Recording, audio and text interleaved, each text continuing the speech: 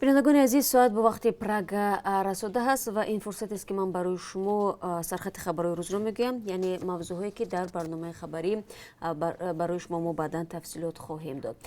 نظام نو به کار می‌دراید، مهاجران نگرانند. از فردا بانک ملی تاجیکستان نظام نو انتقال پول را فعال می‌کند. نشریه روسی کمیرسان میگوید امکان دارد که از فردا انتقال پول‌ها از روسیه به تاجیکستان قطع شود، زیرا شرکت‌های اساسی که طریق آنها مهاجران تاجیک به پیوندانشان پول می‌فرستند به این نظام یگانه پیوست نشدند. فعلا تنها یونیستریم اعضای نظام ملی شده است و همکاران ما این موضوع را پیگیری دارند و فکر می‌کنم تو برنامه خبری ما تفصیل را در دست خواهیم داشت. ضمناً تصمیم درباره تأسیس نظام نو انتقال پول از سوی بانک ملی از چند ماه پیش گرفته شد. بانک ملی آن زمان گفت قرار مذکور برای حفظ منفعت‌های بانک‌های تاجیکستان است، چون هنگام مفلس شدن برای مثال دو سیستم انتقال پول مثل میگان و لیدر بانک‌های تاجیکستان ضرر دیدند. یعنی بانک‌ها از حساب خود پول مشتری را دادند، ولی از این دو شرکت که باید این پول به حق خدمت را میدادند چیزی نگرفتند. بانک ملی میگوید ورشکسته شدن این سیستم ها میتواند به استواری مالی بانک‌های تاجیکستان ضربه بزند. مقامات تفتیشاتی در ولایت سوخت شکایت یک دختر 19 ساله را تحقیق میکنند که پدرش را برای دست درازی به ناموسش گناهکار کرده است.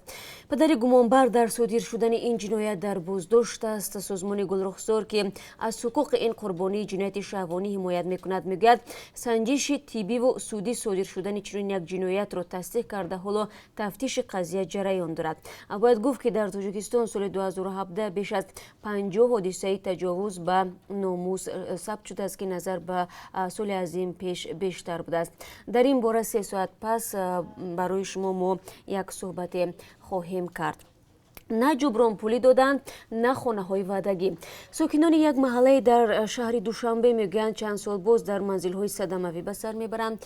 خانه های آنها بعد آن برای زندگی خطرناک شدند که شرکت در نزدیکیشان به ساختمان آغاز کرده و چاه میکند. حالا ساکنان میگویند ماها منتظرند که کی مسئولین شرکت به وعده خود وفا میکنند. تفصیلات را در برنامه خبری برایتان پیشنهاد خواهیم کرد. سیمخانه ها را با کمک والدین ساختند، اکنون مسئله معاش پیش آمد. در برنامه امروز گزارش داریم از دهه در نویه واسه که معلمان مکتبش دو ماه به این طرف معاش نگرفتند. قبلا طلبه های این مکتب در واگن درس میخواندند، اما تابستان امسال والدین همراه آموزگاران طبق حشر سیمخانه را بنیاد کردند.